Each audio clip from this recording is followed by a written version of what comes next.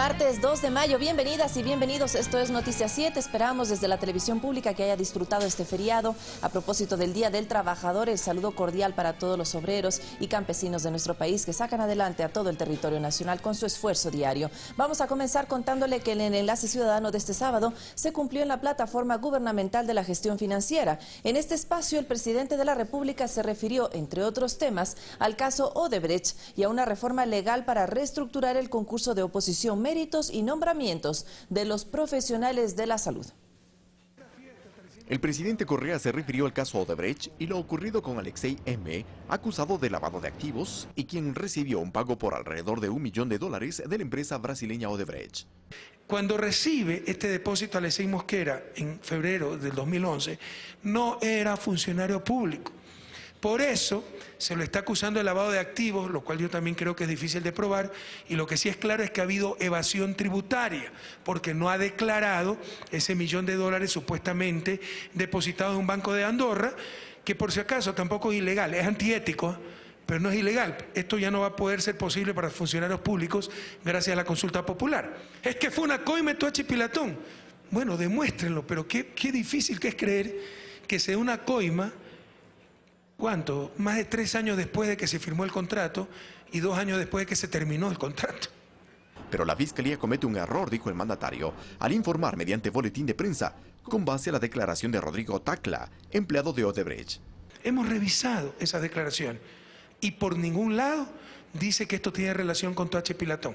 Lo que dice el boletín de la Fiscalía es falso. Y le invito a que me digan que yo soy el que estoy mintiendo. Aquí va a haber sanciones, con todo respeto, para los fiscales que indujeron al fiscal general a terrible error. Y si no se sanciona ya tendrá que actuar la Asamblea, porque no puede ser que se trate con tanta ligereza estas cosas.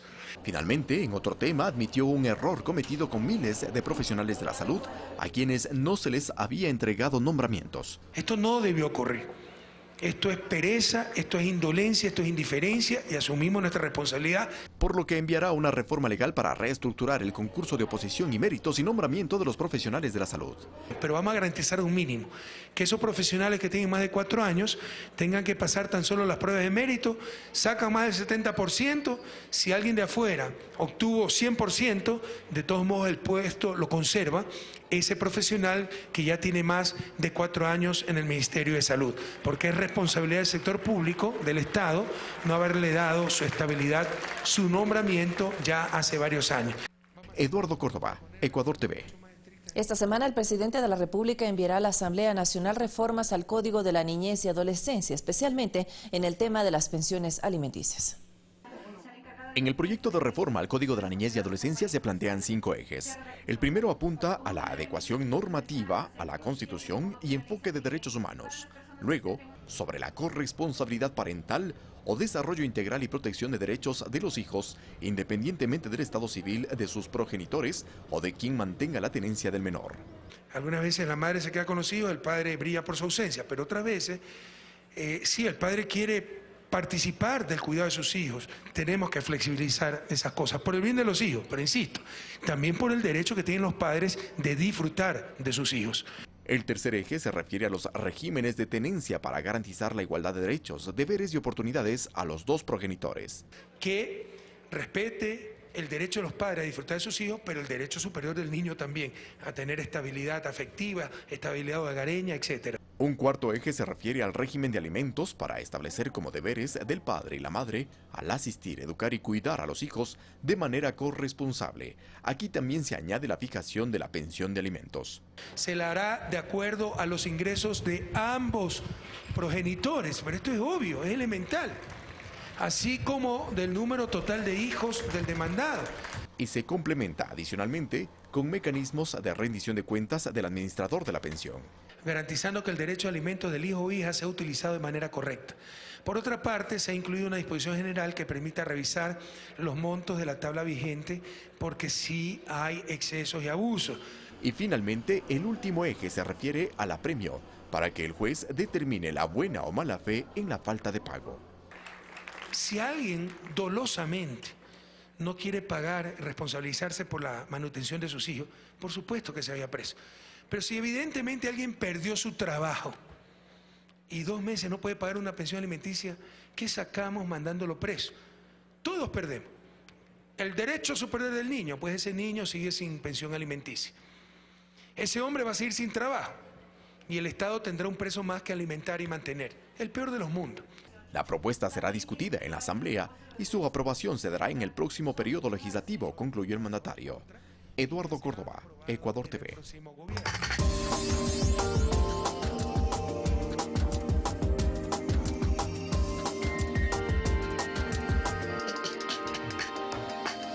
Más de 50.000 ciudadanos de todo el país llegaron a Manabí para participar de la marcha del 1 de mayo, fecha internacional que conmemora a los trabajadores.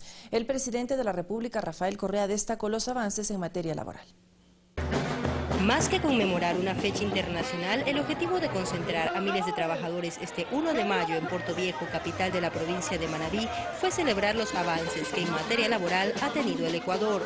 Se eliminó la tercialización, aquella viejo país que teníamos antes con la tercialización donde usted no tenía derecho absolutamente a nada. Ahora las mujeres remuneradas del hogar tienen un salario digno. Leyes que garantizan la estabilidad laboral, que han mejorado el salario, que han permitido que dupliquemos el ingreso de ecuatorianos y ecuatorianas a la seguridad social. Una revolución de los trabajadores que esperan seguir consolidando con el nuevo gobierno y Asamblea Nacional. Queremos seguir conquistando más. Le hemos propuesto a Lenín Moreno el agro. Necesitamos un nuevo marco legal del nivel de un código orgánico que siga garantizando los derechos de los trabajadores del Ecuador. El presidente de la República, Rafael Correa, estuvo en la marcha convocada por la Central Unitaria de Trabajadores y en su discurso resaltó también la igualdad de oportunidades. Impulsamos la inclusión laboral de todas y todos los ciudadanos, por ejemplo, nuestros hermanos con capacidades especiales. Además, hizo énfasis que durante su gestión no hubo paquetazos. Y por sus acciones en favor de la generación del empleo, el primer mandatario recibió reconocimientos y un chaleco que lo identifica como el primer trabajador del Ecuador.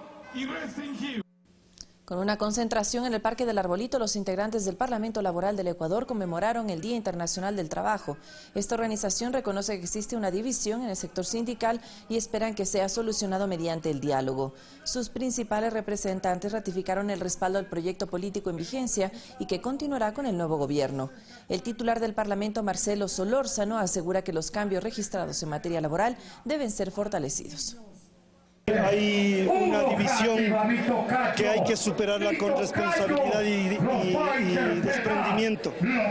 Hay un sector de compañeros que desgraciadamente han perdido el carácter de izquierda, el carácter reivindicativo, el carácter revolucionario y están marchando haciéndole la cola a la derecha.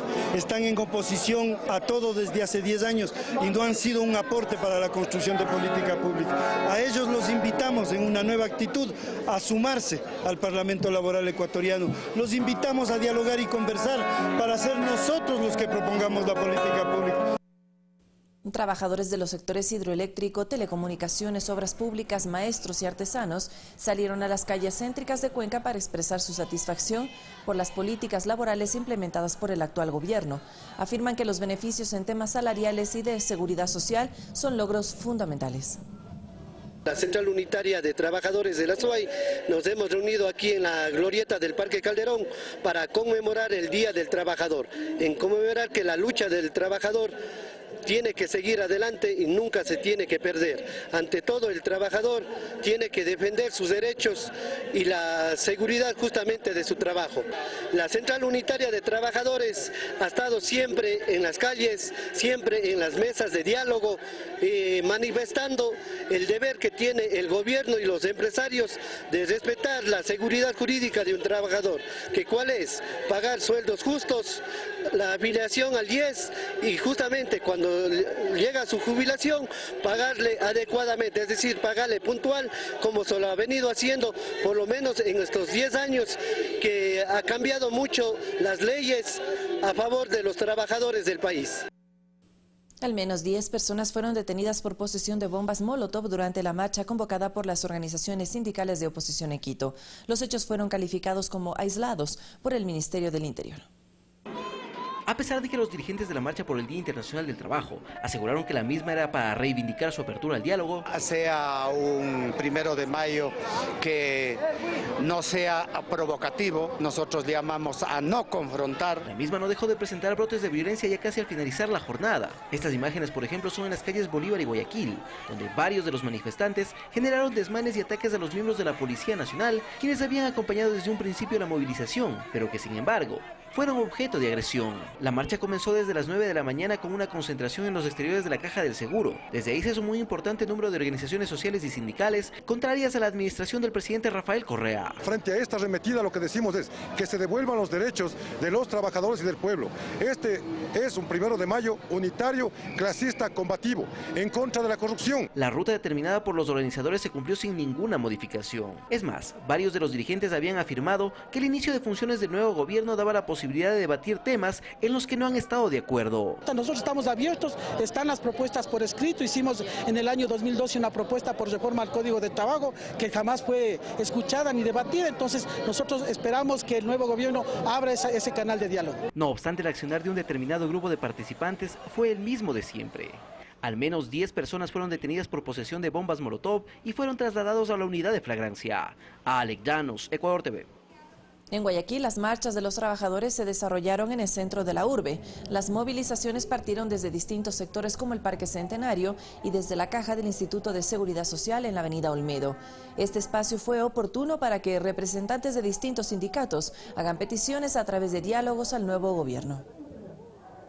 Sí le pedimos a las autoridades competentes las garantías necesarias para poder laborar un taxi debidamente regulado, un taxi que tiene permiso de operación. Ese compañero taxista necesita esas garantías para poder cambiar su unidad y también las garantías del trabajo diario que hace las 24 horas del día. Que se creen los 250.000 empleos que el señor Moreno propuso, que se persiga la corrupción y que se castigue la corrupción y que fundamentalmente se respeten los derechos de los trabajadores y del pueblo.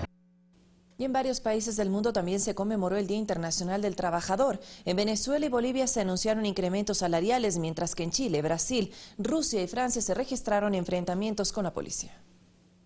Una masiva movilización por parte de las centrales sindicales y organizaciones afines al presidente Nicolás Maduro se realizó en Caracas. La oposición también salió a las calles y protagonizó hechos de violencia. El jefe de Estado anunció un incremento salarial del 60% y un bono para las pensiones jubilares. En Bolivia y desde el Palacio Quemado, Evo Morales firmó varios decretos para aumentar en un 7% el sueldo básico, tanto en instituciones públicas como privadas. Las manifestaciones en Brasil fueron aprovechadas para rechazar las reformas laborales impulsadas por el presidente Michel Temer, que busca permitir jornadas de hasta 12 horas y recortes de horas extras y vacaciones. La misma situación se vivió en Argentina, donde el gremio de los docentes exigió una vez más el incremento en sus salarios. La organización de las abuelas y madres de la Plaza de Mayo también se convocaron en el Obelisco de Buenos Aires. En Chile, el Día Internacional del Trabajador terminó en cambio con violentos enfrentamientos entre la marcha de la Central Unitaria de Trabajadores y una convocatoria paralela de sindicatos donde encapuchados protagonizaron alteraciones del orden. La Plaza de la Revolución en Cuba fue el escenario para conmemorar este día con un llamado a la unidad. Los actos estuvieron liderados por el presidente Raúl Castro.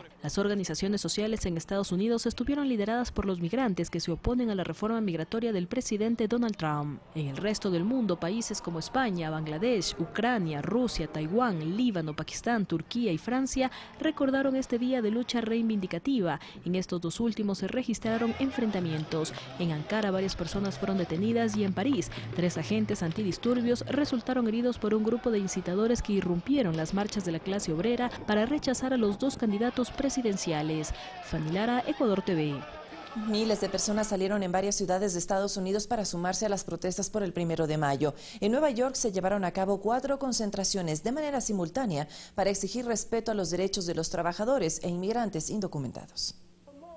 El 1 de mayo no es un día festivo en Estados Unidos, sin embargo, miles de personas salieron a las calles para demandar sueldos dignos y un cese a las políticas antimigrantes del presidente Donald Trump. El temor del emigrante hacia cómo nos va a tratar, nos está tratando Trump y todos los republicanos, y también les queremos mandar un mensaje que estamos unidos y que aquí estamos y no nos vamos.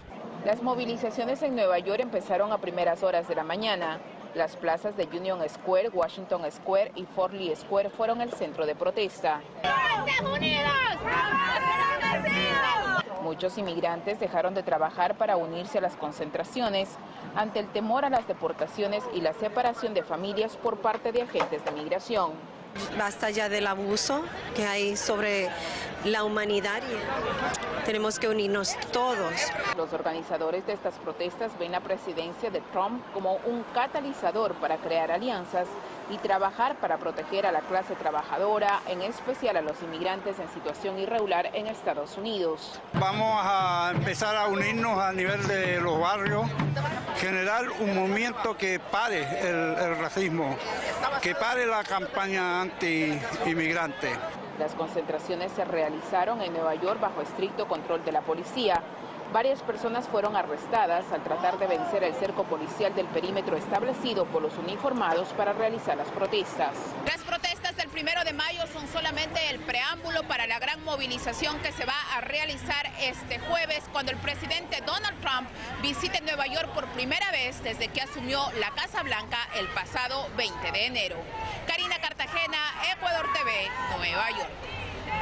Revisamos otros temas. Puerto Viejo fue la sede de la 6ª Convención Nacional del Movimiento País. En la cita se eligieron a las nuevas representaciones de la nueva directiva de la principal organización política del Ecuador. El nuevo presidente del movimiento Patria Altiva y Soberana es Lenín Moreno, el primer vicepresidente Jorge Glass. Ricardo Patiño ocupará la segunda vicepresidencia, mientras que Gabriela Rivadeneira estará al frente de la Secretaría Ejecutiva de País. Así se decidió en la 6ª Convención Nacional de la principal fuerza política del Ecuador, que reunió a más de 5.000 delegados en la ciudad de Puerto Viejo, capital de Manabí. La voz del pueblo es la voz de Dios. Y este Manabí y el Ecuador entero gritamos: queremos gobierno de la Revolución Ciudadana.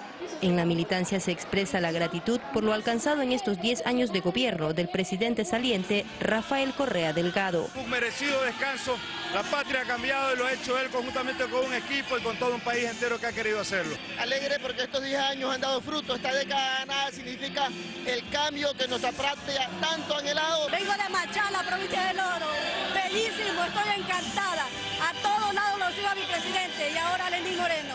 Porque hemos visto desarrollo en salud, educación y porque hemos visto en un país realmente transformado. Por eso tenemos mucho más que hacer. En la convención también se analizaron los resultados de las elecciones de este 2017 y se planteó la estrategia política de Alianza País hasta el año 2021.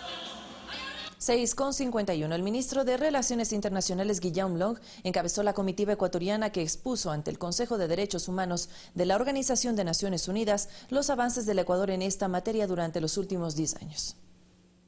Ecuador presentó en Ginebra, Suiza, el examen periódico universal sobre derechos humanos. Ahí el canciller Guillaume Long destacó que luego de 10 años del gobierno nacional ha logrado una transformación en esta materia. No puede haber garantía de derechos humanos en presencia de pobreza vergonzante, obscena desigualdad y asimetrías antidemocráticas en la distribución del poder entre los miembros de una sociedad. Lo cual también ha permitido reducir el índice de pobreza multidimensional, el cual tuvo un descenso de 1/3 debido a políticas públicas que benefician a las mayorías. Hemos puesto fin a la tercerización laboral y combatido el trabajo infantil. Hemos regulado la afiliación obligatoria a la seguridad social para todos los trabajadores y trabajadoras.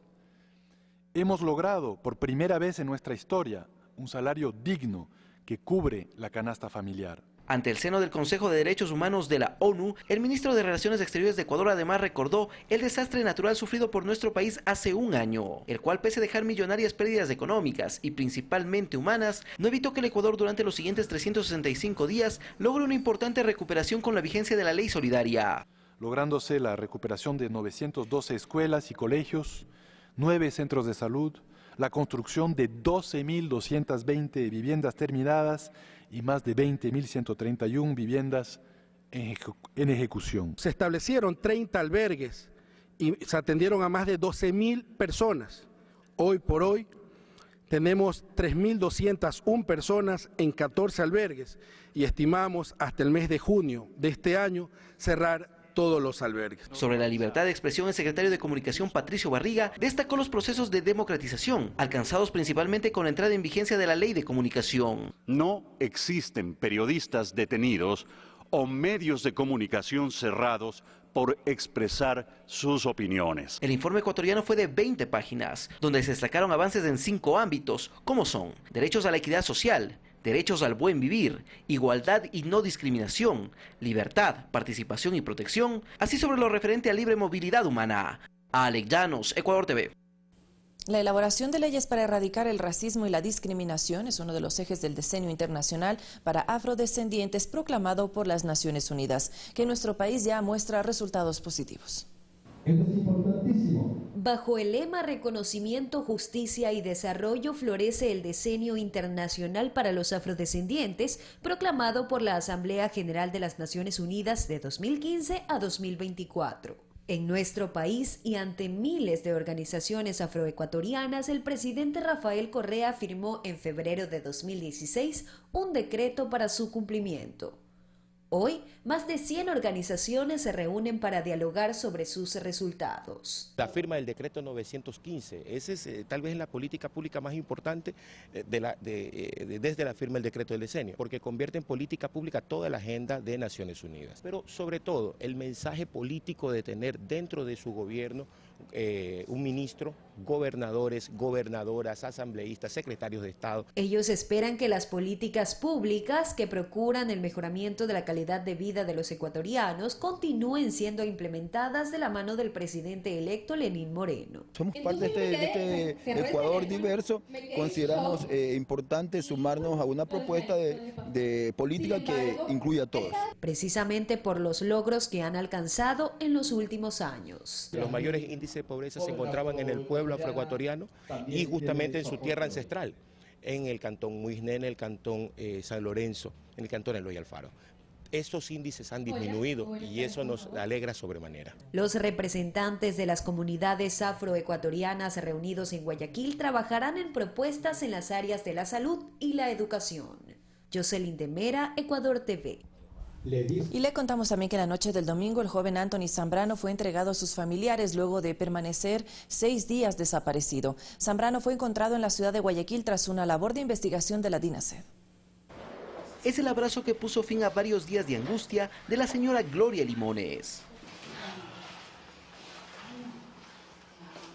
Es que desde el pasado 24 de abril, ella desconocía el paradero de su hijo Anthony Zambrano. El joven de 21 años había desaparecido en el norte de Quito y 6 días después fue encontrado en el centro de Guayaquil luego de un intenso operativo desarrollado por la Policía Nacional. Y en un patrullaje preventivo pues se lo localizó, se le dio la primera asistencia, se le dio la primera ayuda y en el UPC, al ingresar a la página de DINASED, se logró determinar que era la persona que esos 6 días estaba siendo buscada por nosotros y inmediatamente se nos informó. Las razones por las cuales se produjo su desaparición aún siguen siendo investigadas. No obstante, el joven se encuentra en buen estado de salud tras la realización de los exámenes médicos de rigor. Están previstas todavía unas pericias que se encuentran pendientes y eso nos va a ayudar obviamente a tener un poco más claro dentro de la investigación qué fue lo que sucedió. Fueron 6 días de búsqueda, 6 días de incertidumbre, 6 días de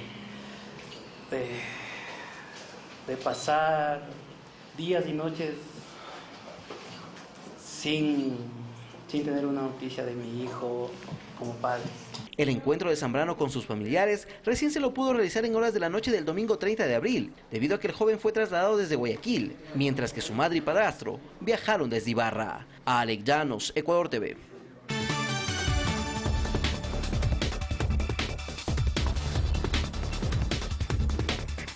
Revisamos de inmediato lo que pasa en el resto del planeta. Le contamos a esta hora que el presidente Nicolás Maduro de Venezuela, durante su discurso por el Día Internacional del Trabajador, anunció la convocatoria a una asamblea constituyente como mecanismo para superar la crisis que vive ese país. La oposición manifestó su rechazo a esta decisión gubernamental. Convoco al poder constituyente originario para que la clase obrera y el pueblo en un proceso popular constituyente convoque una asamblea nacional constituyente para lograr la paz que necesita la república, para derrotar el golpe fascista y para que sea el pueblo con su soberanía quien imponga la paz, la armonía, el diálogo nacional verdadero. Y la empresa brasileña Odebrecht habría aportado dinero a la campaña del presidente de Argentina, Mauricio Macri, en 2015, mientras que una fuerte tormenta dejó 15 muertos en Estados Unidos. Aquí nuestro resumen de Noticias del Mundo. Según documentos del diario La Nación de Argentina, la constructora brasileña Odebrecht habría pagado coimas en este país, en el que se incluyen $500.000 para la campaña presidencial de Mauricio Macri en 2015. Al parecer, la transacción fue depositada a través de las empresas Braskem S.A., que figura en el balance del partido político de Macri. Al menos 15 personas murieron por tornados e inundaciones en el sur y la región centro-norte de Estados Unidos debido a una tormenta que provocó fuertes lluvias en el oeste de Kansas. Los tornados azotaron varias poblaciones pequeñas de Texas y dejaron varios muertos y heridos. En las localidades afectadas, los rescatistas continúan en la búsqueda de una niña de 18 meses y un niño de 4 años que estaban en un vehículo que fue arrastrado por las aguas en el puente Heinsbad. Al menos 8 civiles murieron en Siria, al oeste de la ciudad de Raqqa, luego de un ataque realizado por la coalición militar internacional liderada por Estados Unidos. El Observatorio Sirio de los Derechos Humanos, con sede en Londres, afirmó que los muertos podrían aumentar por el número incierto de heridos. Al menos 27 pasajeros resultaron heridos en un vuelo de la compañía rusa Aeroflot entre Moscú y Bangkok, cuando el avión entró en una zona de fuertes turbulencias. Finalmente, el avión pudo aterrizar con normalidad. En un comunicado, Aeroflot señaló que la tripulación no pudo advertir a los pasajeros de la turbulencia. Fanny Lara, Ecuador TV. 7 en punto de la mañana, 1 hora menos en territorio insular. Tenemos que hacer una pausa en este espacio de noticias, pero al regresar, pensamiento crítico con Carlos Rabascal. Excelente semana para todos. Recuerde, hoy es martes 2 de mayo.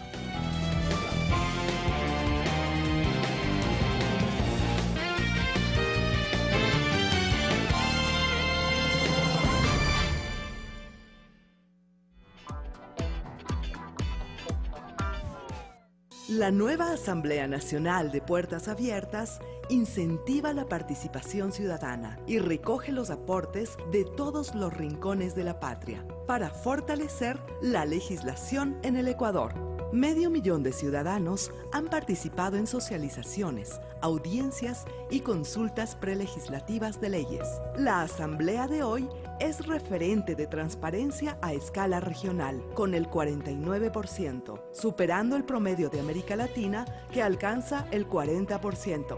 Somos una nueva asamblea que trabaja con y para el pueblo ecuatoriano. Asamblea Nacional, contigo de ley. Cuando los recursos de las ciudades se manejan de una manera correcta, no existen límites para el desarrollo urbano de los cantones. Por eso, en la Asociación de Municipalidades del Ecuador lo sabemos y lo asumimos cada día con la capacitación en la Escuela de Gobernanza, lo cual permite que las entidades municipales administren de mejor manera los recursos, llevando agua a donde más se necesite, fomentando la recreación familiar con áreas verdes y parques recreativos, montando modernos mercados. Es el compromiso de AME, ayudando al fortalecimiento institucional. Los municipios somos la patria. Municipio Punacá, Mamayacami, Canchi. Asociación de Municipalidades Ecuatorianas. Buscamos los hechos noticiosos más destacados durante los últimos 7 días y lo que dijeron importantes actores políticos en nuestros programas de opinión. Se los llevamos hasta sus pantallas en las voces de la semana. Este y todos los viernes desde las 22 horas y su reprise los domingos a las 12:30. Aquí en Ecuador TV. Los esperamos.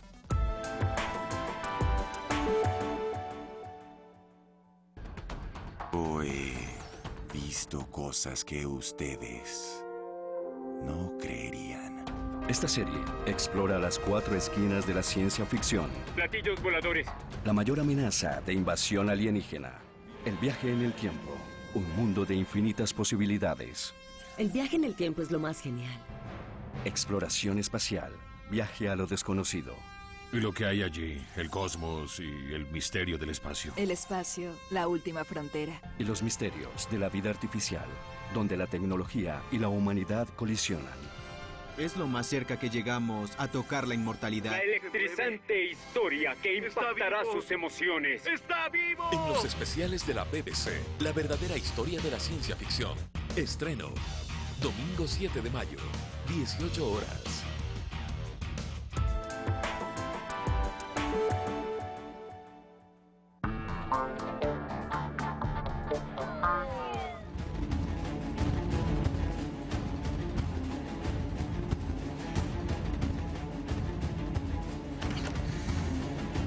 Bienvenidos amigos televidentes a Pensamiento Crítico.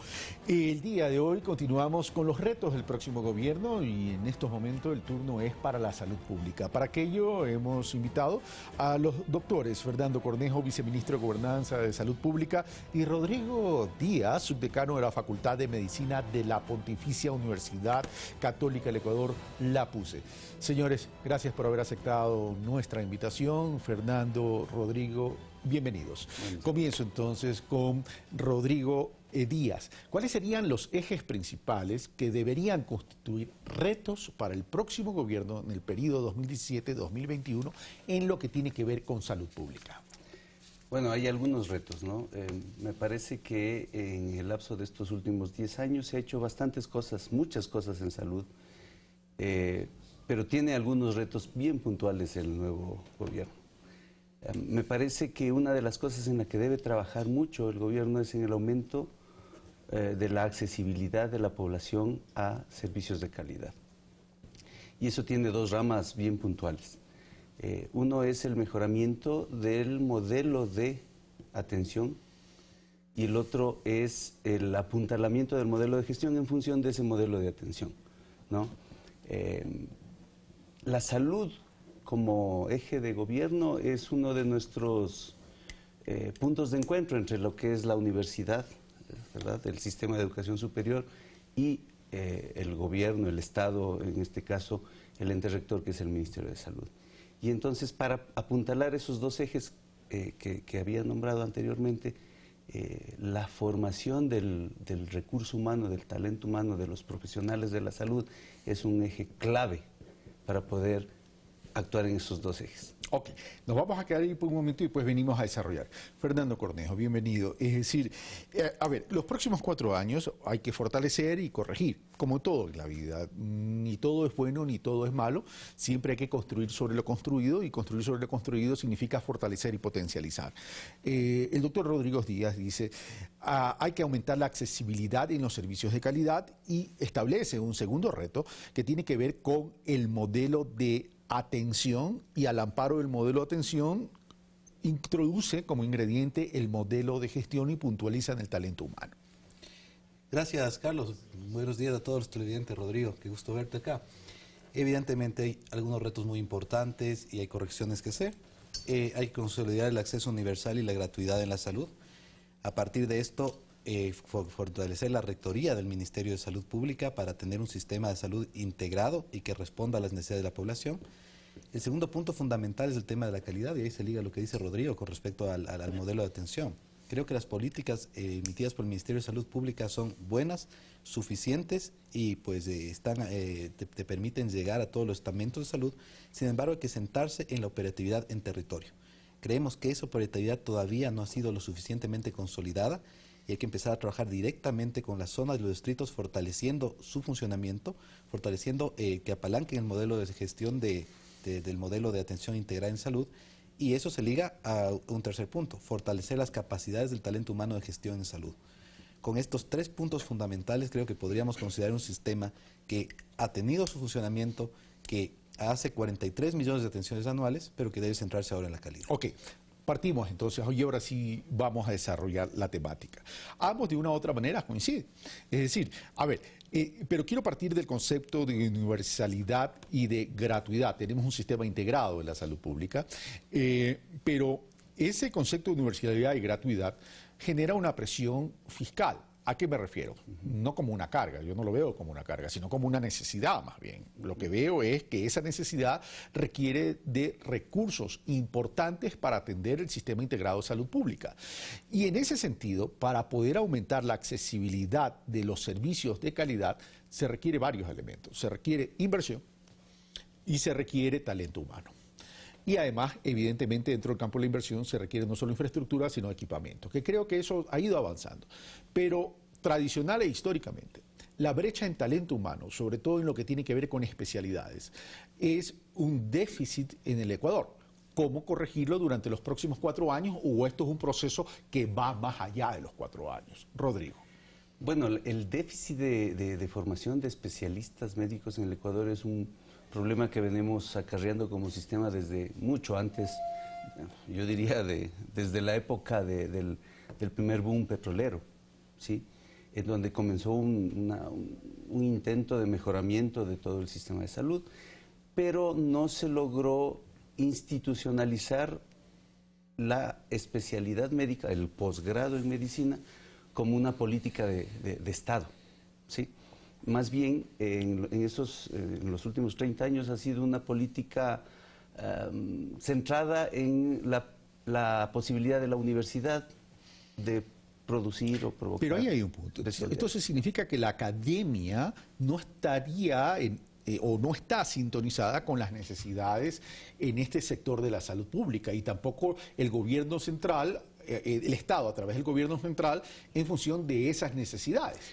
Yo diría que en los últimos 8 años, más o menos, hemos logrado sentarnos las universidades y el Ministerio de Salud para intentar armar una institucionalidad, una política de Estado de formación de posgradistas. Creo que estamos en el proceso, todavía no hemos culminado, pero hemos hecho algunos intentos, algunos muy exitosos, ¿no? Que intenta disminuir esa brecha. Por ejemplo, el posgrado de medicina familiar, que logramos hacer con 8 universidades y que hemos logrado en una sola corte formar más o menos 450, 500 especialistas en medicina familiar. Y que todavía es muy poco. Que es muy poco, porque necesitamos 5.000. Ya, ok. A ver, medicina familiar. Eso significa, medicina familiar significa talento humano, médicos especializados en familia, en territorio. Fernando Cornejo menciona el tema de la necesidad de mejorar la presencia en territorio. Cuando debo entender territorio, no necesariamente me voy al tema de la provincialización, sino al tema de circunscripciones que pueden ser urbanos y rurales. Pero para eso se requiere batallones de médicos. No necesariamente batallones, pero sí una organización adecuada. Creo que ya tenemos muy organizado el país en cuanto a las zonas, a los distritos de salud, unos distritos organizados de acuerdo a las necesidades de la población y además de acuerdo a el número de pobladores. Eso ya está organizado.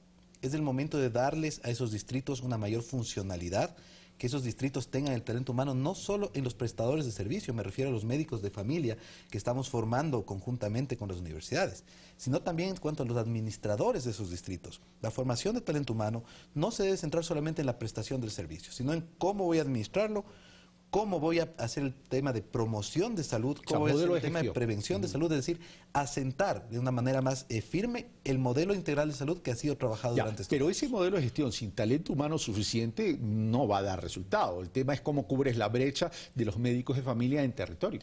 Bueno, la brecha, como habíamos comentado en este mismo espacio en algún momento, Carlos, está en un proceso de irla cubriendo. Hemos pasado de 0 posgrados en el 2008 a 72 y llegaremos al final de este año a 90. Y sí, es algo que, como mencionaba Rodrigo, tenemos 40 años de retraso y nos tardaremos otros 5 o 10 en ir cubriendo el tema. Sí, reconozco el proceso, pero el tema es que mientras el proceso va avanzando, igual tengo que cubrir esa brecha con algunos médicos.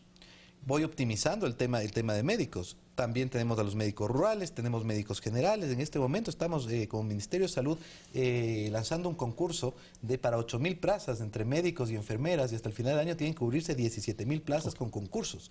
Consecuentemente, el tema de que existen los recursos y existe el personal circulando está. Lo importante es ir optimizando la gestión. Y el punto fundamental de estos próximos 4 años será cómo optimizamos la gestión con los recursos existentes. Vamos al otro tema. Hablemos del modelo de gestión. El modelo de gestión es tremendamente importante en todas las actividades de la vida. Y el tema de salud es tremendamente importante, porque no solo basta el médico o no solo basta el administrador, sino que también hay que tener una medicina preventiva y hay que educar al ciudadano. Hace algunos años atrás, la expectativa de vida del ecuatoriano estaba en 55 años. Hoy está entre los 70 y un poco más.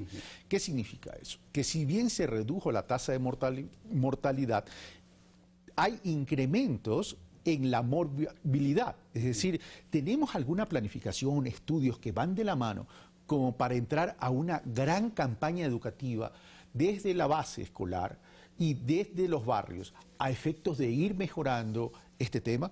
Porque el crecimiento demográfico siempre va a ser importante, pero el crecimiento del talento humano no corre a la misma velocidad que el crecimiento demográfico. Así es. Y estoy totalmente de acuerdo en algo bien puntual en las ideas que tú acabas de decir, y es el concepto que tenemos de salud. O sea, cuando uno piensa en salud como ese estado de bienestar, en donde no necesariamente estar sano es estar no enfermo, claro, implica que no solo es un proceso de responsabilidad del profesional de la salud, sino de toda la población. O sea, hay una corresponsabilidad. Hay una corresponsabilidad. Y trabajar en eso implica no solo al Ministerio de Salud, sino también a las universidades, a los colegios, a los otros ministerios, ¿sí me explico? O sea, es una política gigante de salud. O sea, esa sí es la política de Estado, ¿sí me explico? ¿Cómo implementar eso? De una forma compleja, integral y en todos los estamentos, porque hay corresponsabilidad. Por eso es que hay conceptos como promoción y prevención de salud que se maneja desde el ámbito médico, ¿sí? Pero que a veces es muy minimaliza el problema, porque realmente el concepto es mucho más grande. Salud es todo. Ahora, pero ahí no estaría faltando ingrediente. Y Fernando Cornejo, sin perjuicio de que puedas opinar y apalancarlo, dicho por Rodrigo Díaz, ahí falta un elemento, una pata a la mesa. Y son los gobiernos autónomos centralizados, porque el tema de saneamiento tiene que jugar un papel tremendamente importante. Y en la costa vemos que hay unos grandes déficits en ese sentido. Es fundamental que empecemos a trabajar con los GATS en el tema de los determinantes, otras escuelas llaman determinaciones en salud. ¿A qué me refiero? Saneamiento ambiental, basura, agua potable. ¿Sí? Si no tenemos estos tres ejes que el COTAD le da directamente como responsabilidad a los gobiernos autónomos descentralizados, una política de salud se ve incompleta y es muy poco lo que podrá hacer el Ministerio de Salud. Pero para esto no podemos ser punitivos tan solo. Debemos empezar un proceso de diálogo en donde cada uno de los gobiernos autónomos descentralizados empiece a cumplir su función. Menos consultorios de colores en los shiris, en el ejido, que se convierten además en puntos de hacer una falsa promoción de la salud, y mucho más cumplir en los barrios, dar alcantarillado, empezar a generar procesos de recolección de basura y también trabajar en educación. No solamente es una función del Ministerio de Educación y de los colegios, sino que los gobiernos autónomos, las juntas parroquiales que están cerca de la población, tienen que empezar a trabajar en procesos de vida saludable. Es decir, el tema de salud no solo tiene que ver con mandiles blancos. No solo tiene que ver con la atención al paciente, sino que tiene que ver cómo nosotros promocionamos estilos de vida que nos permitan vivir mejor. Pero continúo contigo, después paso con Rodrigo. A ver, pero aquí juega un papel importante. Es decir, la política de Estado que dice Rodrigo, esa sí es la política de Estado, va mucho más allá, requiere un liderazgo. El próximo gobierno, en los próximos 4 años, y fundamentalmente Lenín Moreno, que ha dicho, vengo a tender la mano, vengo a construir puentes, asumirá ese liderazgo en territorio, porque el problema aquí es lo siguiente, es que el tema local y territorial casi no se lo menciona en el gran debate nacional. Y si no se lo menciona ni siquiera desde el punto de vista productivo, más aún no se lo menciona en el tema de salud pública.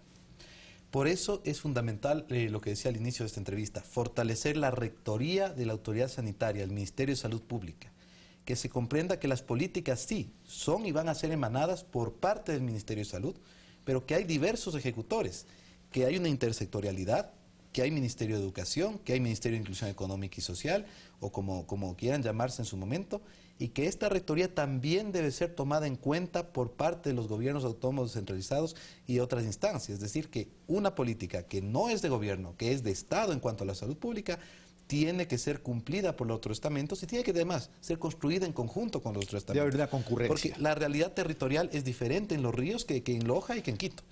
Y por lo tanto hay que construir, no solo con programas pequeños, son muy interesantes, como algo de municipios saludables que desarrollamos en este momento, que nos ayudan a consolidar la participación, sino con políticas directas construidas con el gobierno. Sigamos con el modelo de gestión. El modelo de gestión, más allá de lo que estamos hablando y de la necesidad de tener un talento humano especializado, requiere otro tema. Requiere el tema de investigación, requiere el tema de fabricación de medicamentos. Y ahí entramos al tema, ¿qué fabricamos? ¿Contra quién competimos? ¿A qué precios? ¿Qué tan accesible es? ¿Qué pasa con los medicamentos genéricos? ¿Qué pasa con la vacuna? Cuba es un ejemplo en ese sentido. Es decir, dentro de ese modelo de gestión, ¿qué hacer en esos rubros? Esa es una de las áreas en la que creo que la universidad, la academia puede apoyar mucho al Estado, al gobierno. porque tiene mucho que ver con... actualmente las universidades tienen 3 grandes áreas en las que tienen que estar trabajando, que es la docencia, que es a lo que siempre se han dedicado históricamente, que es la vinculación con la sociedad, y en eso tiene mucho que hacer, por ejemplo, la universidad con respecto a lo que decía antes Fernando, ¿verdad?, del relacionamiento y la construcción consensuada con las instituciones, y la investigación. Esos son los 3 grandes. En la investigación yo creo que estamos en un momento en que todas las universidades están poniendo de su parte para poder construir una realidad investigativa del país que no existía antes. Me parece que en los últimos 5 años las universidades han estado poniendo mucho de parte para poder, desde la investigación, aportar con ideas y con nuevo conocimiento a justo estas necesidades que tiene el país, porque sin investigación solo nos convertimos en reproductores de lo que investigaron otros o del conocimiento que viene de otro lado. Y con costos demasiado elevados que constituyen barreras, además. Ahora, pero el tema es, esa investigación también requiere recursos. Es decir, el sistema de salud pública en su integridad requiere muchos recursos públicos. Yo dudo que sea tan solo el 6% del presupuesto o del Producto Interno Bruto, creo que es del Producto Interno Bruto, estaríamos hablando de 6.000 millones de dólares. Yo creo que va a requerir mucho más de eso, pero evidentemente esto es cuestión del tamaño de la sábana, ¿no? O de la cama, para que la sábana abarque. El tema es, el tema pasaría de dónde de dónde sacaríamos la fuente de recursos para poder financiar la investigación desde las universidades. El tema está por 2 lados. Uno, hay que garantizar la sostenibilidad del sistema. Y para eso, con lo que tenemos que ver cómo lo optimizamos, garantizando una mejor compra pública. El tema de la subasta inversa corporativa es interesante. Lo que hay que hacer es optimizarla y facilitar los procesos de compras para que no nos falten medicamentos. El tema es evitar las novelerías, y aquí hay que ser muy claros. Estamos en un proceso de judicialización de medicamentos muy grave en el país. Este momento le cuesta $500.000 mensuales al Estado ecuatoriano aceptar órdenes judiciales que muchas veces no tienen sustento adecuado desde lo técnico por medicamentos que son judicializados, a veces por novelería del mismo prescriptor, para dar unos días más de vida sin tomar en cuenta la eficacia real del medicamento. Ahí hay puntos no donde recortar, donde ahorrar siendo racionales en la prescripción, usando nuestro cuadro nacional de medicamentos básicos y no entrando con el último medicamento que a veces, en el 50 o 60% de los casos, no está demostrado que es más eficaz que el gold standard. Es decir, hay muchos puntos donde ahorrar. Y ese dinero destinarlo a 2 temas fundamentales: promoción y prevención de la salud, porque eso sí es costo eficaz, y por otro lado el tema de investigación. También acercándonos al sistema de ciencia y tecnología, porque no son 2 estancos diferentes. Hay una Secretaría de Ciencia y Tecnología que gestiona los recursos para financiar proyectos de investigación, y hay muchas experiencias muy interesantes donde los productos de investigación que generamos en su momento desde la CENESID han sido utilizados para tener evidencia suficiente para tomar medidas de política pública adecuadas. Pero el otro tema entonces pasa, Rodrigo, es qué y por qué y para qué investigar. Es decir, ¿deberíamos entonces investigar con base en los indicadores de morbilidad? Ese es un eje importante para la investigación. No el único, pero sí es un eje importante. ¿Por qué? Porque la investigación tiene que ser pertinente en función de la realidad del país, de las necesidades del país, ¿verdad? Pero no puede ser el único, ese sí es un detalle. La investigación es amplia, la investigación es... No hay un marco que limite, pero sí hay un norte que hay que alcanzar, ¿no? Y eso implica el Plan Nacional del Buen Vivir, los objetivos de desarrollo sostenible que ahora son los que nos mueven en todo el planeta, etcétera, etcétera, ¿verdad?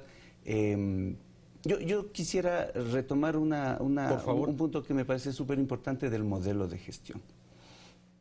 Porque el modelo de gestión implica para el sistema la forma como hacen, o como hacen todos los procesos del ministerio. Y tiene que estar en relación con el modelo de atención. Y me parece que ahí hay un campo que el ministerio tiene para los siguientes 4 años que trabajar. Porque el modelo de gestión no representa exactamente lo que necesita el modelo de atención. Voy a poner un ejemplo. Una característica conceptual del modelo de atención integral para el sistema de salud pública es la prevención y la promoción de salud, ¿ya? Y el modelo de gestión exige, hasta ahora, producción. Ese es el término que usan. Producción, ¿qué significa producción? ¿Cuántos pacientes vi? Es decir, morbilidad, lo que tú decías antes. ¿Cuántos enfermos atendí? Y resulta que yo soy más eficiente para ese modelo de gestión cuando más enfermos vi. Cuando el modelo de atención te exige... Debería ser al revés. Exacto. El modelo de atención te está diciendo, vea, es promoción y prevención, necesitamos sanos. Mientras menos enfermos vea... soy más eficiente desde esa lógica. No porque no quiera verlos, sino porque no hay enfermos en la cantidad que se presenta. Hay un proceso de transición muy importante. El sector público empieza a recibir una carga sumamente fuerte de pacientes que antes no acudían y que ahora acuden. Son esos 43 millones de atenciones del año 2016, en donde ¿qué le toca hacer a la autoridad sanitaria y al IES, al ISFA, al ISPOL? Volcarse a atender esa carga que antes no existía, que antes estaba disgregada. No accedía, ¿no? ¿O no accedía? No accedía. ¿Ya? Entonces, ¿qué tenemos que hacer en este momento? Equilibrar el número de atenciones que va a seguir existiendo con un ejército, ahí sí, de no necesariamente médicos, enfermeras bien capacitadas, operadores, técnicos en atención primaria de salud, que ya existen, 2.000 en este año y 2.000 más del año que viene, para salir justamente a captar estos procesos y prevenir. Es decir, es una transición compleja porque el número de atenciones va a seguirse manteniendo, pero también hay que salir y operar el modelo de atención integral en salud, que en realidad no ha tenido críticas mayores y que debe ser operado al 100%. Ahora, y nos permitirá bajar el número de atenciones en algún momento. El momento que podamos bajar el número de atenciones significa que vamos a liberar recursos. Pero esa liberación de recursos en esos rubros no significa que no se los deban utilizar. Claro. Porque hay un tema. En el tema de salud pública, uno se centra en la mayoría. Pero dentro del universo de la salud pública hay unas minorías. ¿A qué me refiero? Enfermedades huérfanas, enfermedades catastróficas que son caras en cuanto a su tratamiento. Y por lo general, sobre todo en el caso de las enfermedades huérfanas, están dadas principalmente en sectores de la población vulnerables o de escasos recursos. Fernando y Rodrigo. Sí, hay que utilizar también inteligentemente esos recursos. Hay algunas estrategias que nos permitirán trabajar con cooperación internacional para la generación de nuevo conocimiento para estas enfermedades, sobre todo las raras, que no tienen un tratamiento bien delimitado y que generalmente son procesos de investigación antes que procesos de tratamiento bien definido. Hay que trabajar adicionalmente reorientando los recursos y trabajando basados en la evidencia. No podemos tratar enfermedades raras basados en lo que existe en algún estudio de 2 o 1 paciente en el mundo. Eso no se puede hacer cargo el Estado. Es un proceso de investigación. El Estado debe hacerse cargo de la enfermedad rara en donde tenemos evidencia de que voy a mejorar la vida del paciente, porque si no, no garantizo sostenibilidad del sistema. Y todo lo que ahorre, sí, en cuanto a promoción, tiene que ir a buscar mejor conocimiento que nos permita tratar este tipo de enfermedades con mayor pertinencia. Ese es el punto fundamental. Rodrigo. Es muy interesante lo de este tipo de enfermedades porque, claro, como no tienen un impacto, voy a usar un término muy feo, pero justo es el ejemplo donde compiten 2 formas de pensamiento.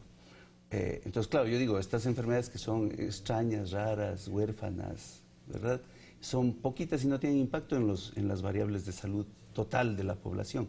Esa es una forma de verlo. Y eso es un riesgo porque lo puede ocultar. Claro, eso es un riesgo. Y obviamente las deja desamparadas de políticas de acción desde la entidad reguladora. Y también desde las entidades formadoras, porque también se invisibilizan en la formación de nuestros médicos. Ese es el un lado. Pero el otro lado es que, si bien no hacen impacto en variables cuantitativas de las estadísticas nacionales, sí hacen impactos cualitativos en la calidad de vida de esas personas. Y de sus familias. Y de sus familias. Y de sus comunidades. Claro. Entonces significa, ¿verdad?, que como política de Estado debemos tomarlas en cuenta, ¿verdad? Tienen que estar ahí. Por eso. Sí. Y perdóname que te corte, Rodrigo, pero no solo debemos tomar en cuenta el tratamiento farmacológico, claro, que es de lo que se está centrando la visión general del tratamiento de las enfermedades raras. Es el tratamiento de todo el ciclo de vida de la persona, que implica tal vez el fármaco, que es lo más caro, sí, pero lo más importante, rehabilitación, tratar de que esté mejor en el funcionamiento con la sociedad. Implica también subsidios, ahí sí, a los familiares o a los cuidadores. Si nos sentamos en enfermedades raras a pensar solamente en el fármaco, probablemente no le solucionamos el problema a la persona y tampoco solucionamos el tema de sostenibilidad del sistema de salud.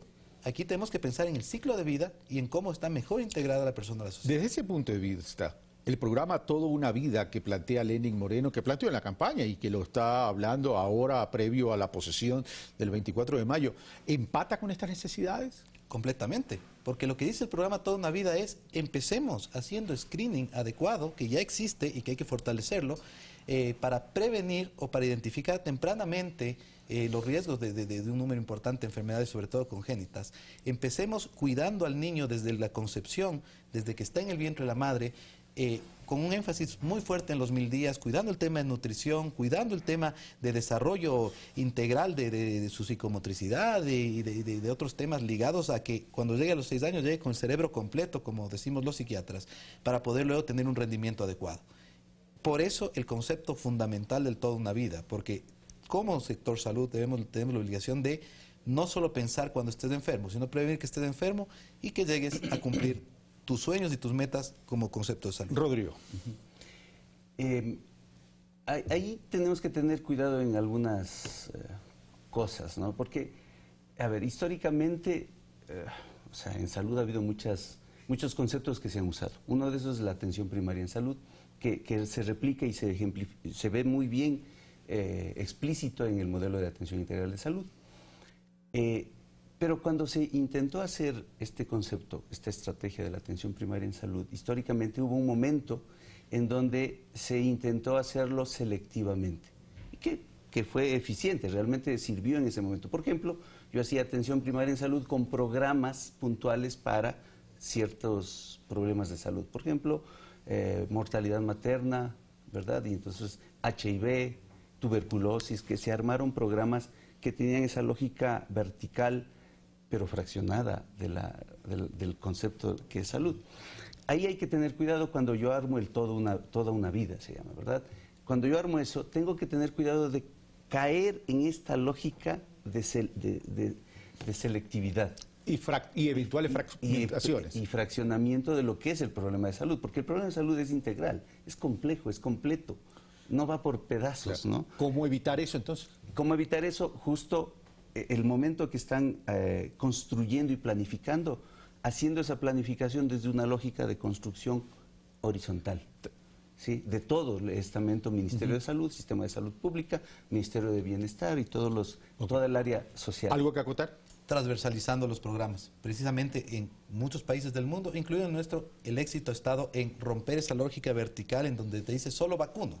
Y tengo prácticamente un virrey de las vacunas que busca cumplir sus objetivos. No, todos los programas son transversales y a partir de ello medimos el indicador de eficiencia del proyecto diciendo, cumpliste muerte materna, pero también cumpliste muerte neonatal. Es decir, bajaron ambos, porque si baja uno y no baja el otro es porque algo estamos haciendo mal. Ok, 30 segundos para conclusiones. Rodrigo. Me parece que por ahí están los retos para el próximo gobierno y para el próximo Ministerio de Salud. 3 cosas puntuales. 1, empatar el modelo de gestión con esta lógica de modelo de atención integral, que implica horizontalizar los programas, los planes, etcétera, porque es una lógica integral. Y el otro, que tiene que ver con el primero, es el aumentar la gobernabilidad del sistema mejorando la gobernanza. Eso significa incluyendo a más actores, que es lo que ha dicho el presidente electo, ¿verdad? O sea, sumar actores para construir consensuadamente. Gracias, Rodrigo. 30 segundos. Muy importante con lo que concluyó Rodrigo. El trabajo en una mejor gobernanza de salud es conjunta. Invitar a los gremios, a los médicos, a las enfermeras, obstetrices, nutricionistas, la gente que hace trabajo en salud en los hospitales, limpieza, choferes, etcétera, a construir en conjunto el nuevo plan de salud que debe ser decenal, no debe ser para 4 años. El que más allá de las banderas políticas que pueda tener cualquier gremio, entrar a construir una política que beneficie a todos, porque estamos conscientes que los médicos, que las enfermeras, que las obstetrices son parte fundamental del sistema de salud y no solamente actores que tienen que tener una producción. Si no construimos juntos, probablemente ninguno, ni el ministerio, ni ellos se sientan incluidos. Gracias, señores. Doctor Rodrigo Díaz, muchas gracias. Doctor Fernando Cornejo, muchas gracias. Como ven, amigos televidentes, los próximos años no solamente es el tema del eje económico. El dinero que es necesario para redistribuir riqueza es importante, evidentemente, pero la vida y la salud son mucho más importantes. Esto fue Pensamiento Crítico, soy Carlos Rabascal.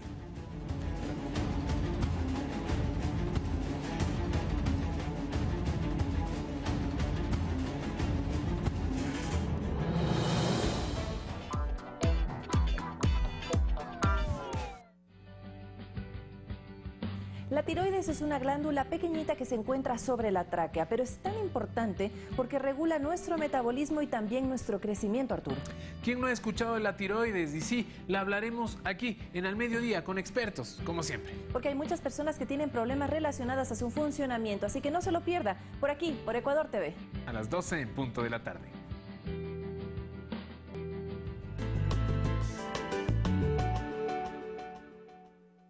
La nueva Asamblea Nacional de Puertas Abiertas incentiva la participación ciudadana y recoge los aportes de todos los rincones de la patria para fortalecer la legislación en el Ecuador. 500,000 de ciudadanos han participado en socializaciones, audiencias y consultas prelegislativas de leyes. La asamblea de hoy es referente de transparencia a escala regional, con el 49%, superando el promedio de América Latina, que alcanza el 40%. Somos una nueva asamblea que trabaja con y para el pueblo ecuatoriano. Asamblea Nacional, contigo de ley. Cuando los recursos de las ciudades se manejan de una manera correcta, no existen límites para el desarrollo urbano de los cantones. Por eso, en la Asociación de Municipalidades del Ecuador lo sabemos y lo asumimos cada día, con la capacitación en la Escuela de Gobernanza, lo cual permite que las entidades municipales administren de mejor manera los recursos, llevando agua a donde más se necesite, fomentando la recreación familiar con áreas verdes y parques recreativos, montando modernos mercados. Es el compromiso de AME, ayudando al fortalecimiento institucional. Los municipios somos la patria. Municipio Cunacá, Mama, Yacami, Canchi. Asociación de Municipalidades Ecuatorianas.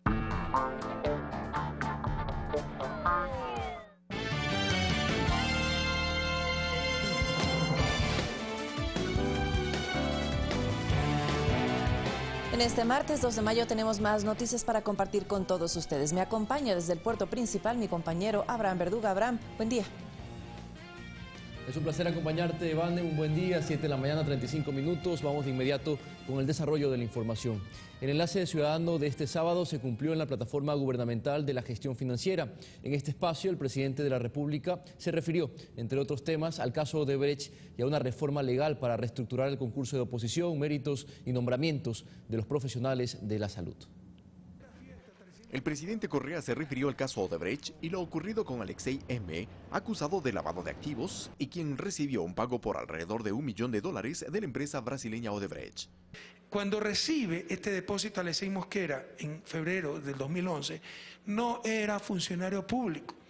Por eso se lo está acusando de lavado de activos, lo cual yo también creo que es difícil de probar, y lo que sí es claro es que ha habido evasión tributaria, porque no ha declarado ese $1 millón supuestamente depositado en un banco de Andorra, que por si acaso tampoco es ilegal, es antiético, pero no es ilegal. Esto ya no va a poder ser posible para funcionarios públicos gracias a la consulta popular. Es que fue una coima en Toachi Pilatón. Bueno, demuéstrenlo, pero qué difícil que es creer que sea una coima. ¿Cuánto? Más de 3 años después de que se firmó el contrato y 2 años después de que se terminó el contrato. Pero la Fiscalía comete un error, dijo el mandatario, al informar mediante boletín de prensa, con base a la declaración de Rodrigo Tacla, empleado de Odebrecht. Hemos revisado esa declaración y por ningún lado dice que esto tiene relación con Toachi Pilatón.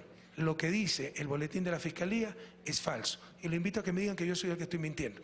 Aquí va a haber sanciones, con todo respeto, para los fiscales que indujeron al fiscal general a terrible error. Y si no se sanciona ya tendrá que actuar la Asamblea, porque no puede ser que se trate con tanta ligereza estas cosas. Finalmente, en otro tema, admitió un error cometido con miles de profesionales de la salud a quienes no se les había entregado nombramientos. Esto no debió ocurrir. Esto es pereza, esto es indolencia, esto es indiferencia y asumimos nuestra responsabilidad. Por lo que enviará una reforma legal para reestructurar el concurso de oposición y méritos y nombramiento de los profesionales de la salud. Pero vamos a garantizar un mínimo, que esos profesionales que tienen más de 4 años tengan que pasar tan solo las pruebas de mérito, sacan más del 70%, si alguien de afuera obtuvo 100%, de todos modos el puesto lo conserva ese profesional que ya tiene más de 4 años en el Ministerio de Salud, porque es responsabilidad del sector público, del Estado, no haberle dado su estabilidad, su nombramiento ya hace varios años. Eduardo Córdoba, Ecuador TV. En esta semana, el presidente de la República enviará a la Asamblea Nacional reformas al Código de la Niñez y Adolescencia, especialmente en el tema referente a las pensiones alimenticias. En el proyecto de reforma al Código de la Niñez y Adolescencia se plantean 5 ejes. El primero apunta a la adecuación normativa a la Constitución y enfoque de derechos humanos. Luego, sobre la corresponsabilidad parental o desarrollo integral y protección de derechos de los hijos, independientemente del estado civil de sus progenitores o de quien mantenga la tenencia del menor. Algunas veces la madre se queda con los hijos, el padre brilla por su ausencia, pero otras veces, sí, el padre quiere participar del cuidado de sus hijos. Tenemos que flexibilizar esas cosas por el bien de los hijos, pero insisto, también por el derecho que tienen los padres de disfrutar de sus hijos. El tercer eje se refiere a los regímenes de tenencia para garantizar la igualdad de derechos, deberes y oportunidades a los dos progenitores. Que respete el derecho de los padres a disfrutar de sus hijos, pero el derecho superior del niño también, a tener estabilidad afectiva, estabilidad hogareña, etc. Un cuarto eje se refiere al régimen de alimentos para establecer como deberes del padre y la madre al asistir, educar y cuidar a los hijos de manera corresponsable. Aquí también se añade la fijación de la pensión de alimentos. Se la hará de acuerdo a los ingresos de ambos progenitores, pero esto es obvio, es elemental, así como del número total de hijos del demandado. Y se complementa adicionalmente con mecanismos de rendición de cuentas del administrador de la pensión, garantizando que el derecho a alimentos del hijo o hija sea utilizado de manera correcta. Por otra parte, se ha incluido una disposición general que permita revisar los montos de la tabla vigente porque sí hay excesos y abusos. Y finalmente, el último eje se refiere al apremio, para que el juez determine la buena o mala fe en la falta de pago.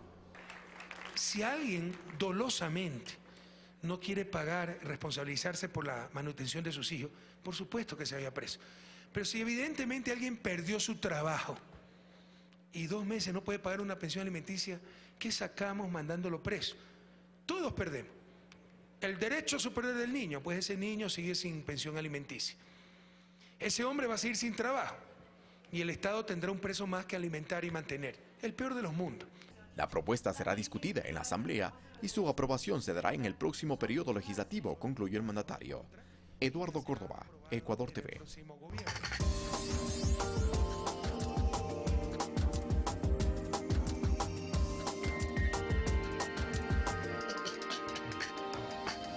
Más de 50.000 ciudadanos de todo el país llegaron a Manabí para participar de la marcha del 1 de mayo, fecha internacional que conmemora las conquistas de los trabajadores. El presidente de la República, Rafael Correa, destacó los avances en materia laboral. Más que conmemorar una fecha internacional, el objetivo de concentrar a miles de trabajadores este 1 de mayo en Puerto Viejo, capital de la provincia de Manabí, fue celebrar los avances que en materia laboral ha tenido el Ecuador. Se eliminó la tercialización, aquella viejo país que teníamos antes con la tercialización donde usted no tenía derecho absolutamente a nada. Ahora las mujeres remuneradas del hogar tienen un salario digno. Leyes que garantizan la estabilidad laboral, que han mejorado el salario, que han permitido que dupliquemos el ingreso de ecuatorianos y ecuatorianas a la seguridad social.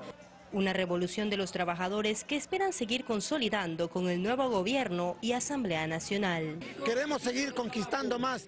Le hemos propuesto a Lenín Moreno el agro. Necesitamos un nuevo marco legal del nivel de un código orgánico que siga garantizando los derechos de los trabajadores del Ecuador. El presidente de la República, Rafael Correa, estuvo en la marcha convocada por la Central Unitaria de Trabajadores y en su discurso resaltó también la igualdad de oportunidades.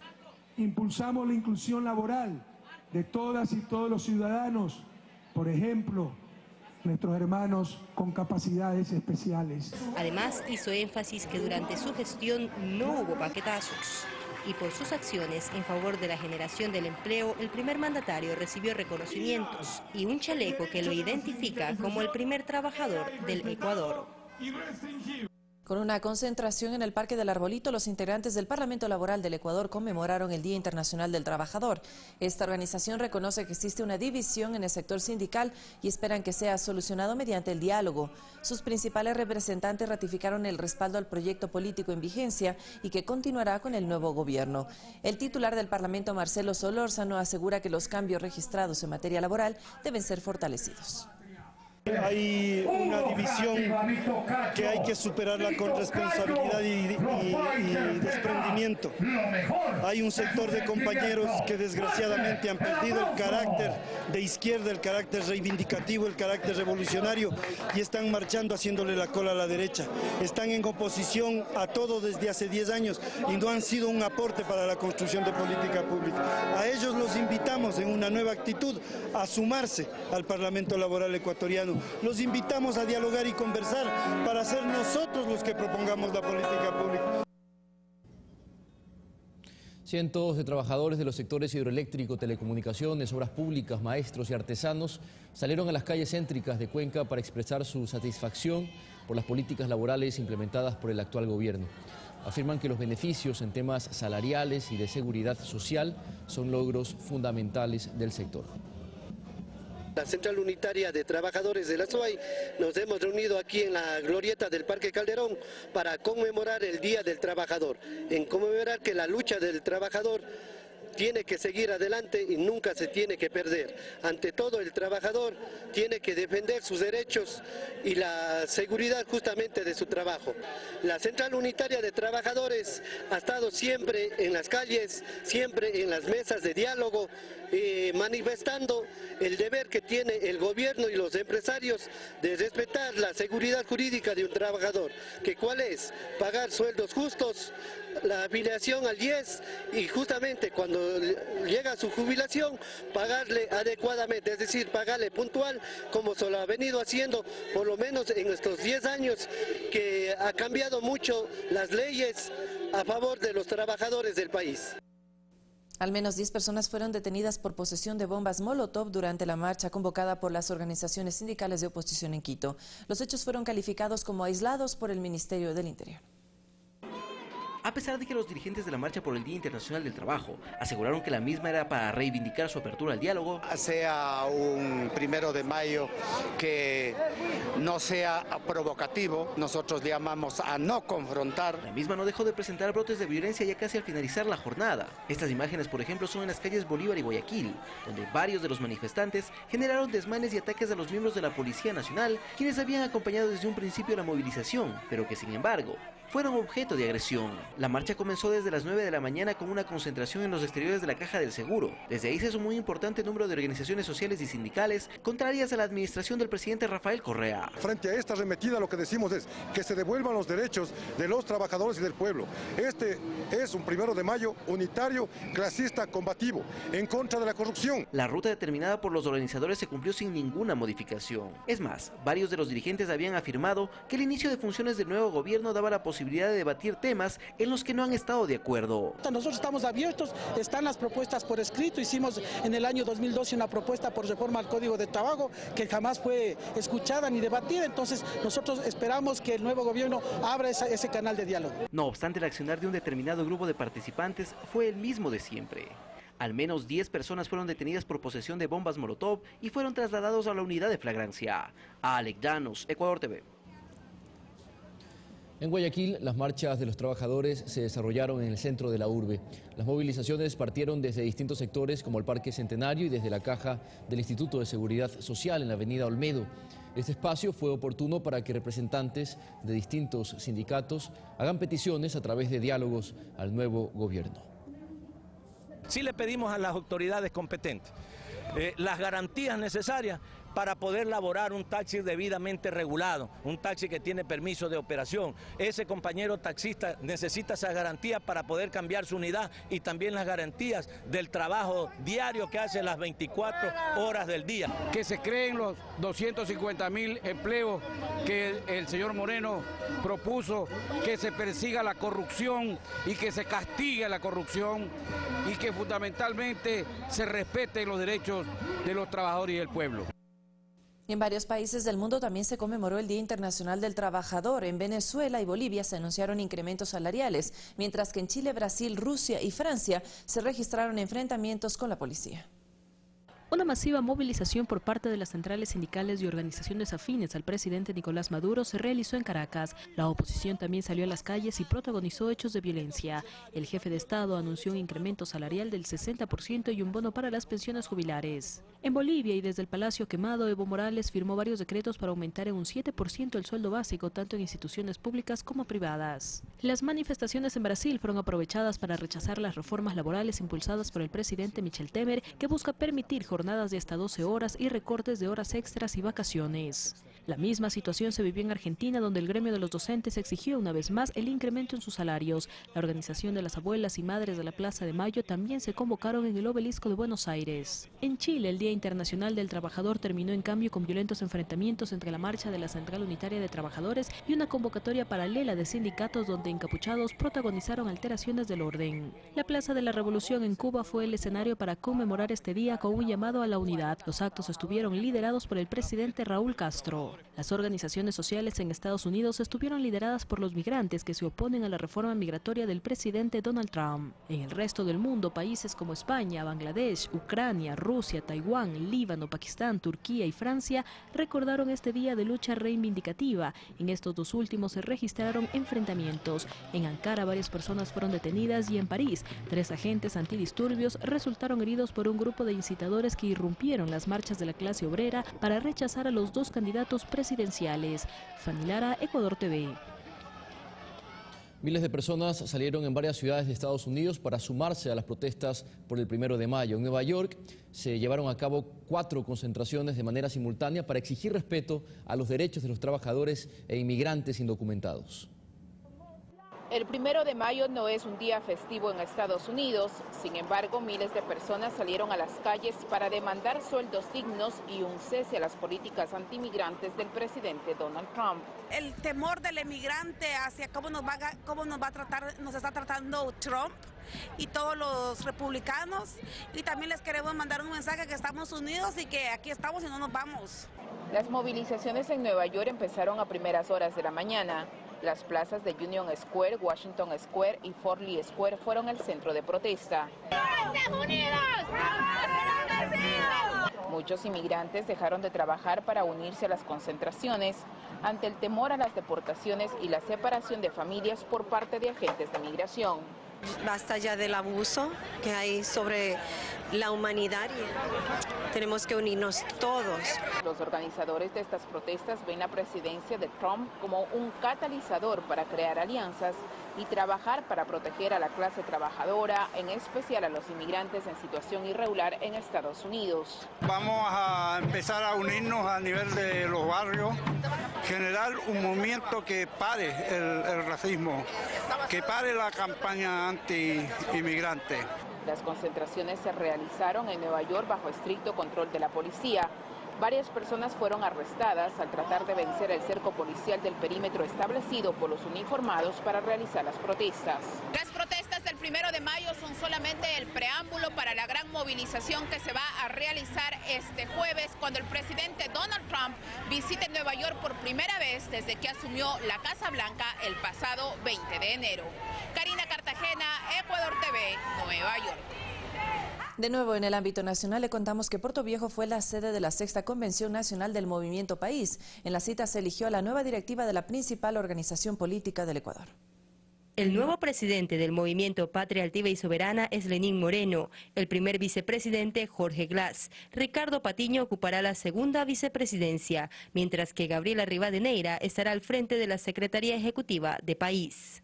Así se decidió en la 6ª Convención Nacional de la principal fuerza política del Ecuador, que reunió a más de 5.000 delegados en la ciudad de Puerto Viejo, capital de Manabí. La voz del pueblo es la voz de Dios. Y Manabí y el Ecuador entero gritamos, queremos gobierno de la Revolución Ciudadana.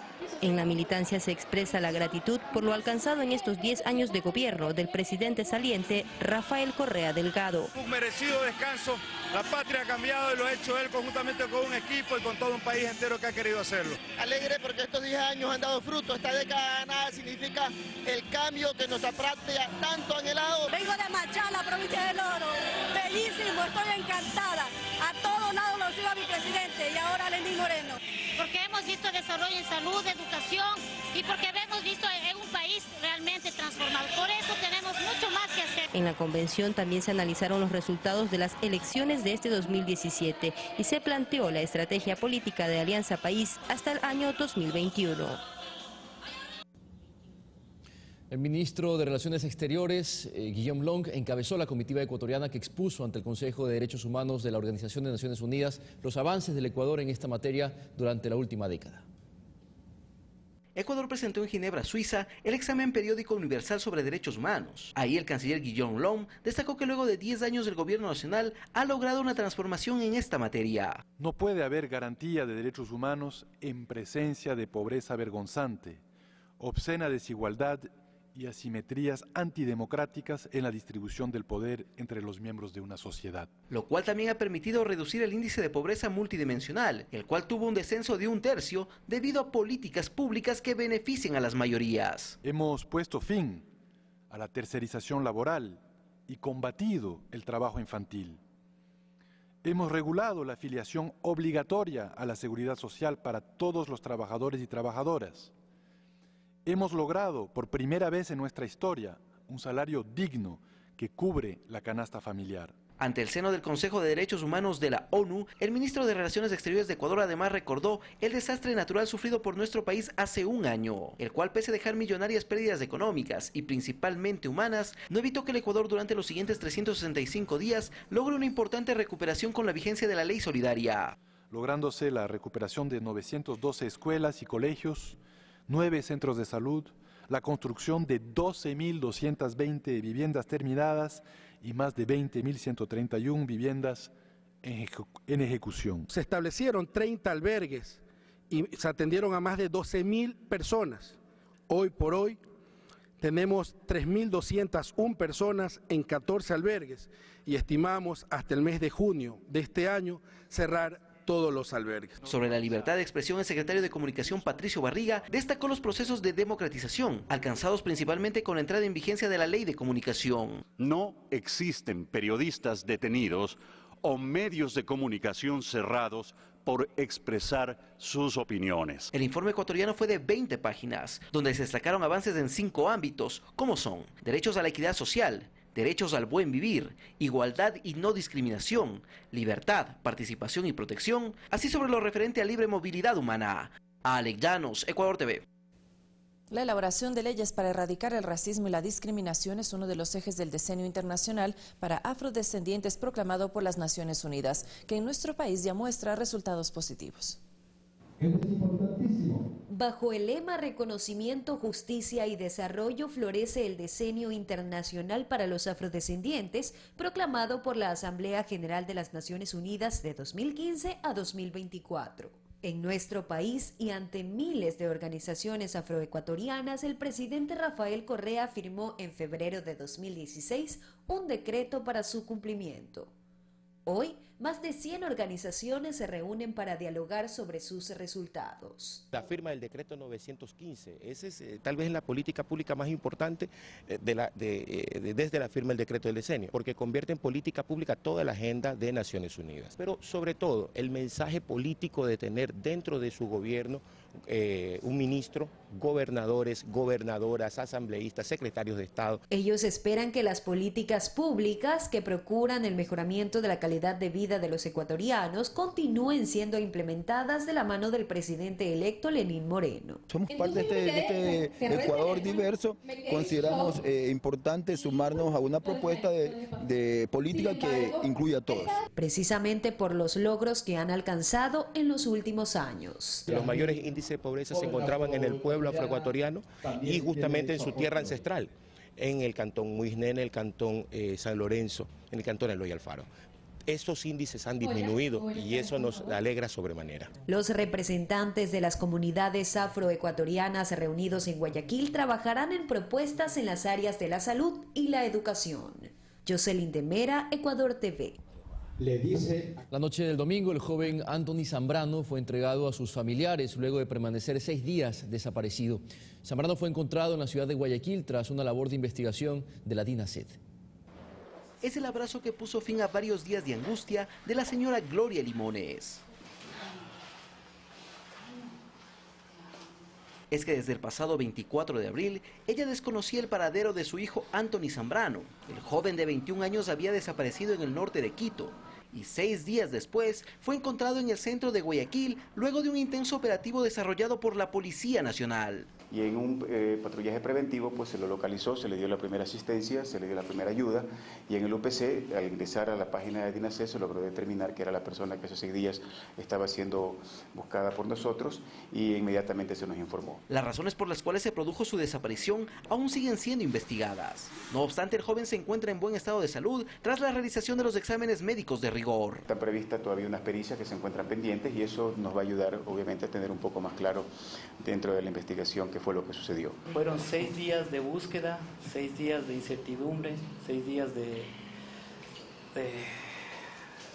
pasar días y noches sin tener una noticia de mi hijo como padre. El encuentro de Zambrano con sus familiares recién se lo pudo realizar en horas de la noche del domingo 30 de abril, debido a que el joven fue trasladado desde Guayaquil, mientras que su madre y padrastro viajaron desde Ibarra. Alex Llanos, Ecuador TV. Cerca de 40.000 vehículos salieron de Guayaquil durante los 3 días de asueto. En este feriado, el personal de la Policía Nacional y de la Comisión de Tránsito participaron activamente en el control vehicular para evitar que los automotores circulen fuera de la ciudad sin la respectiva documentación o con fallas mecánicas. A partir de las 12 del día de este lunes se registraron el retorno de los vehículos de manera organizada. El feriado de 3 días fue la oportunidad de descanso para los ciudadanos. Unos viajaron a distintas provincias del país y otros prefirieron quedarse en Guayaquil. Parque Lago fue una opción para quienes no salieron de la ciudad. Con un delicioso asado. Así disfrutó Paul Velázquez, propietario de un negocio, no solo del feriado, sino que también celebró el Día del Trabajador.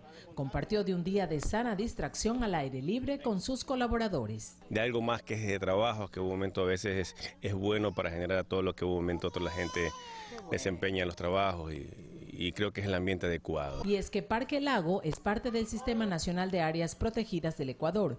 Con 2.283 hectáreas de extensión, brinda la oportunidad a sus visitantes de hacer ecoturismo, apreciando de cerca la flora y fauna que posee. Además, permite realizar actividades recreativas en un ambiente natural. Y un lugar seguro, sobre todo, y cerca, para no armar tanto viaje, tanto paquete. Quedarnos cerca de casa y disfrutar en un área verde, árboles para que los niños puedan correr, disfrutar. En este grupo de trabajadores, cada uno tuvo una tarea para que todos puedan disfrutar del banquete, motivando a la ciudadanía a hacer uso de estas áreas públicas que están disponibles sin costo alguno. ¿Usted es el especialista en las carnes? Yo soy el parrillero aquí de todos los compañeros. ¿Usted es el parrillero? Yo soy el que la hago y la preparo. Hemos decidido reunirnos aquí todos por el Día del Trabajador y hacer este pequeño agasajo con los compañeros de trabajo, los niños, la familia, todos juntos. Parque Lago fue creado el 15 de noviembre de 2002. Se ubica en el kilómetro 26 de la vía a la costa y abre sus puertas de lunes a viernes, fines de semana y feriados de manera gratuita. Guadalupe Ayoví, Ecuador TV.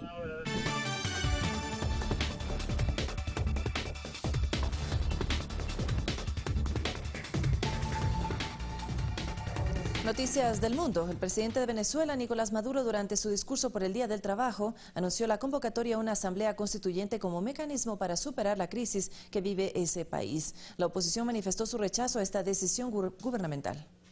Convoco al poder constituyente originario para que la clase obrera y el pueblo en un proceso popular constituyente convoque una asamblea nacional constituyente para lograr la paz que necesita la república, para derrotar el golpe fascista y para que sea el pueblo con su soberanía quien imponga la paz, la armonía, el diálogo nacional verdadero. La empresa brasileña Odebrecht habría aportado dinero a la campaña del presidente de Argentina, Mauricio Macri, en el año 2015, mientras que una fuerte tormenta dejó 15 muertos en Estados Unidos. Más noticias en el siguiente resumen.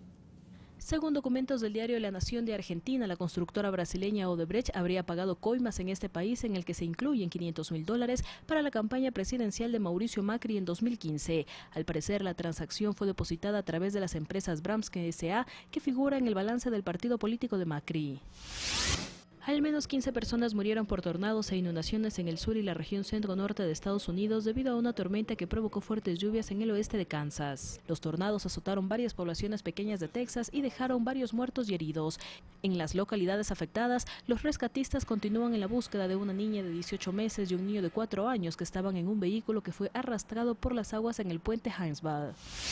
Al menos 8 civiles murieron en Siria, al oeste de la ciudad de Raqqa, luego de un ataque realizado por la coalición militar internacional liderada por Estados Unidos. El Observatorio Sirio de los Derechos Humanos, con sede en Londres, afirmó que los muertos podrían aumentar por el número incierto de heridos.